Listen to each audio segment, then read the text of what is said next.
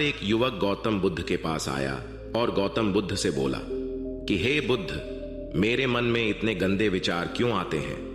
मैं नहीं चाहता कि मेरे मन में गंदे विचार आए, पर मेरे मन में हमेशा काम वासना के विचार चलते रहते हैं और मैं इनके बारे में सोच सोचकर बहुत परेशान हूं। मेरी ऊर्जा और समय यह सब सोचने में ही नष्ट हो जाती है और इन सब के विचारों की वजह से मैं कभी भी शांत नहीं रह पाता और मैं हमेशा ही स्त्रियों को देखकर मोहित हो जाता हूं। इन विचारों को अपने आप को रोक ही नहीं पाता। बुद्ध मुस्कुराए और उन्होंने उस युवक से पूछा, क्या तुम्हें पता है यह काम वासना होती क्या है? फिर लड़के ने उत्तर दिया और कहा, बुद्ध, मैं यह तो नहीं जानता कि काम वासना होती क्या है, पर हां, यह जो भी है बहुत बुरी चीज है। फिर बुद्ध ने उस युवक से कहा कि सबसे पहले तो तुम्हें यह समझना है कि प्राकृतिक रूप से जो भी चीज हमारे अंदर है वह बुरी नहीं है। हमारे जीवन में उसकी कुछ ना कुछ जरूरत है। वासना कोई बुरी बात नहीं है। यह तो हमारे मन की एक भावना है जो हमें किसी ना किसी चीज की कमी का एहसास करवाती है और फिर हम उस चीज को पाने के लिए उस चीज की तरफ आकर्षित हो जाते हैं। जैसे अगर तुम्हारे पास धन की कमी है तो तुम में धन पाने की वासना उत्पन्न हो जाएगी। तो वासना कुछ और नहीं, बस एक प्रकार की कमी है जो कि एक प्रकार की जरूरत का एहसास है। और जब यह जरूरत शारीरिक हो तो हम इसे काम वासना का नाम देते हैं। युवक ने गौतम बुद्ध को कहा कि बुद्ध, मुझे काम वासना का मतलब तो समझ में आ गया, पर आप मुझे यह बताइए कि यह आती कहां से है और कैसे आती है। गौतम बुद्ध ने कहा कि काम वासना कहीं से आती नहीं है, यह तो हमारे अंदर ही होती है और इसका होना तो जरूरी भी है, तभी तो मानव जाति का विस्तार होगा। युवक ने कहा, जब यह हमारे अंदर ही है और जरूरी भी है तो फिर लोग इसे गलत क्यों बोलते हैं? बुद्ध ने कहा कि यही तो समस्या है। लोगों ने काम वासना को गलत तरीके से सोच लिया है। इसे छिपाने की, दबाने की कोशिश करते हैं। काम वासना गलत नहीं है, बल्कि काम वासना का गलत तरीके से प्रयोग करना गलत बात है। लोग जिससे प्रेम करते हैं बस उसी के लिए जीने लग जाते हैं, उसे पाना ही अपना लक्ष्य बना लेते हैं और उसी के बारे में हमेशा सोचते रहते हैं, पर यह सब गलत है। बुद्ध ने युवक से कहा, क्या तुम्हें पता है जानवरों में भी काम वासना होती है? युवक ने उत्तर दिया, हां बुद्ध, जानवरों में भी काम वासना होती है, क्योंकि जानवर भी तो आखिर अपनी पीढ़ी को आगे बढ़ाएंगे। बुद्ध ने कहा, तो फिर हम जानवरों की काम वासना को गलत क्यों नहीं कहते? युवक ने कहा, मुझे नहीं पता महात्मा, आप ही मुझे बताइए। गौतम बुद्ध ने कहा कि जानवर अपनी काम वासना का प्रयोग आनंद प्राप्ति के लिए नहीं करते, वह तो सिर्फ संतान उत्पन्न करने के लिए ही काम वासना का उपयोग करते हैं। जानवरों को प्रकृति ने इतनी समझ नहीं दी कि वह काम वासना को अपने सुख का आधार बना सके, जबकि मनुष्य अपनी समझ के बलबूते पर प्रकृति में पाई जाने वाली प्रत्येक वस्तु को अपने सुख के लिए प्रयोग करता है। हम इंसानों ने ही काम वासना को अपने सुख का साधन बना लिया है, जबकि प्रकृति ने तो हमें अपने वंश को आगे बढ़ाने के लिए दिया था, लेकिन इंसानों ने इसे अपने जीवन का परम लक्ष्य बना रखा है और इस तरह से काम वासना का भी लगाम हो जाना गलत है। युवक ने पूछा, महात्मा जी, ये काम वासना हम पर हावी क्यों होती है?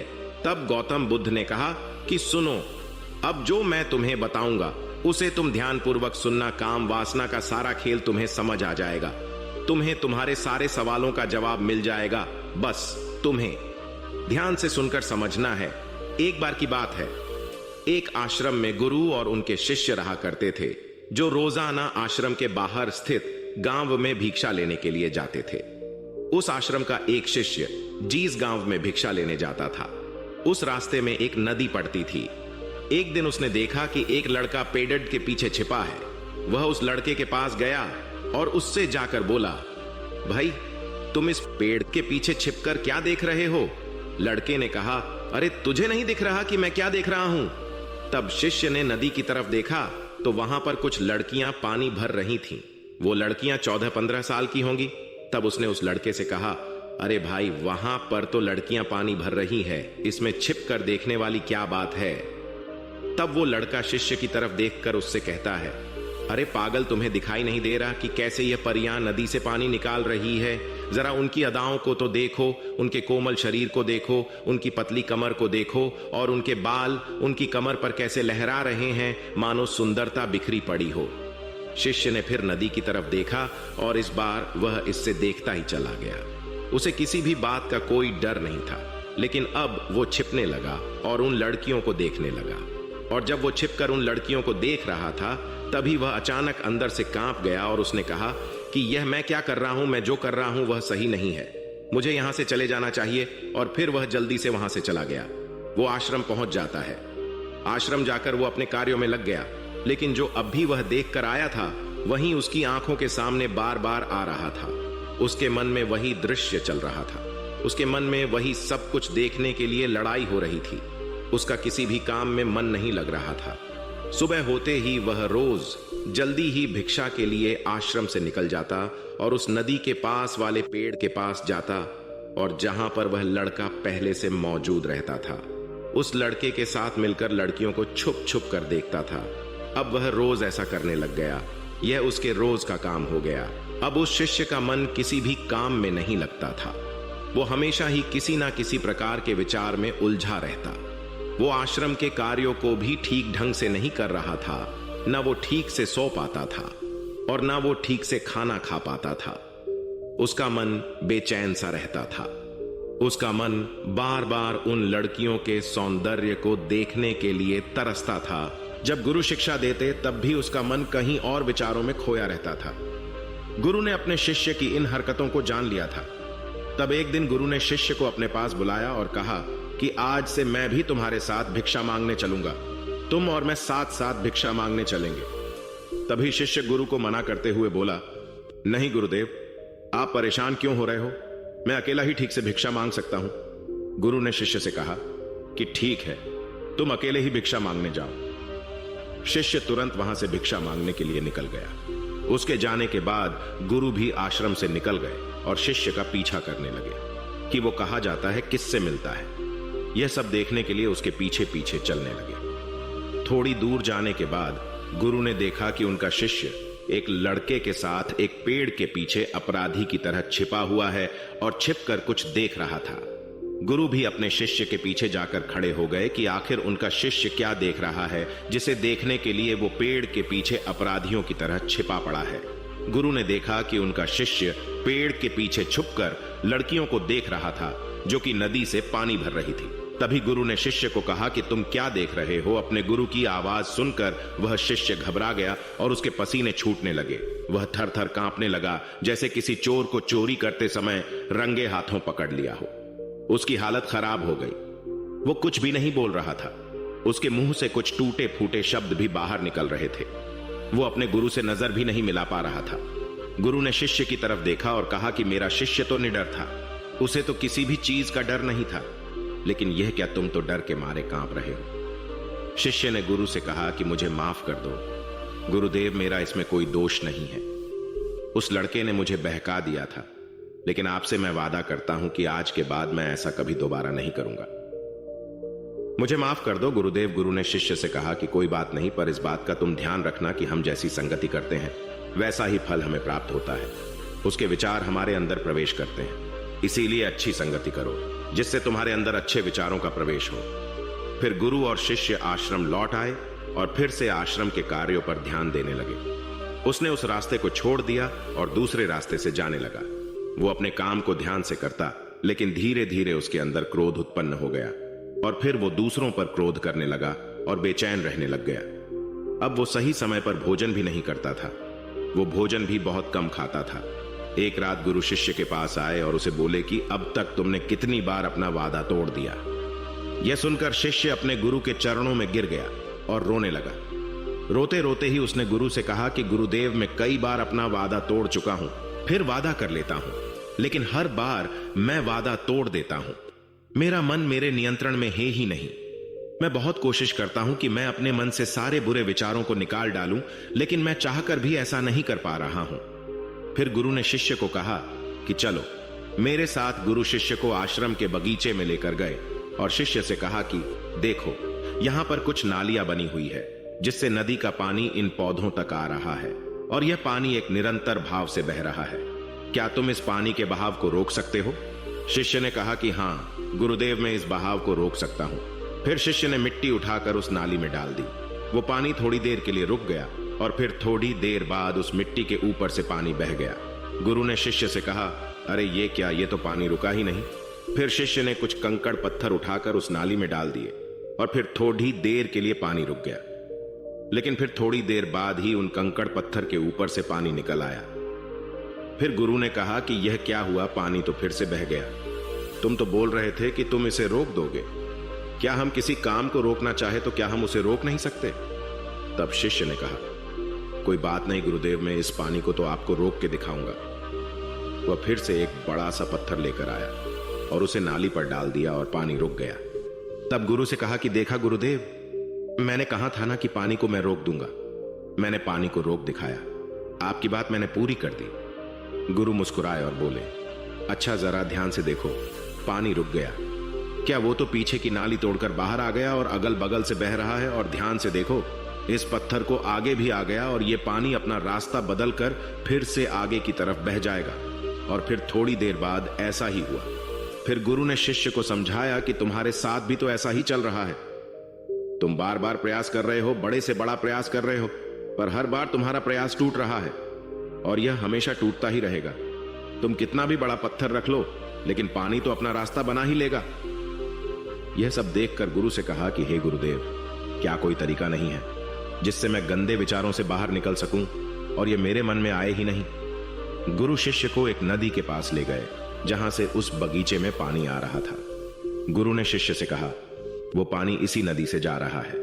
अगर हम यहीं से उस रास्ते को बंद कर दें जहां से पानी बगीचे में जा रहा है, अब क्या हम पानी को रोक नहीं सकते? शिष्य ने कहा कि हां गुरुदेव, अवश्य ऐसा हो सकता है। मैं इस पानी को यहीं से बंद कर देता हूं, तब आगे की नाली में पानी जाएगा ही नहीं और फिर बगीचे में पानी जाएगा ही नहीं।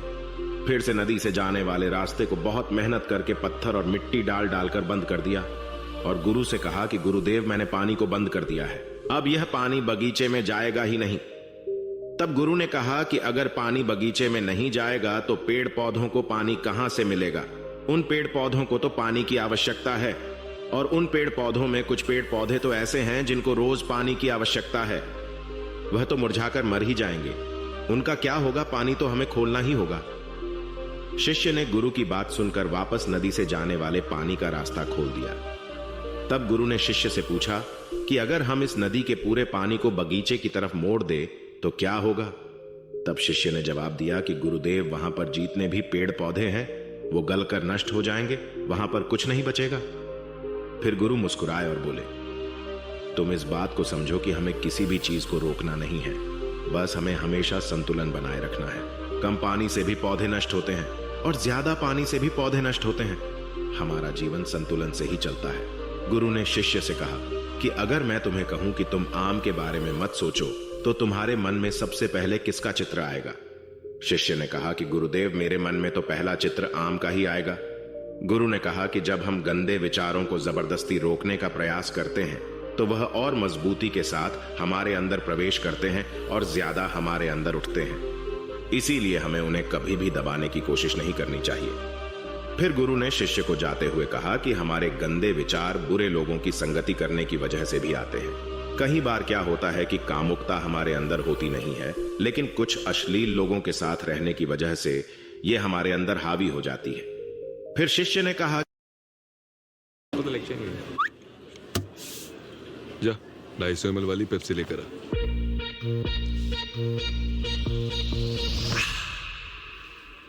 बाकी की पेप्सी? अरे आपने तो 250 ml ही मांगी थी ना सर, तो बाकी की 150 मैं पी गया।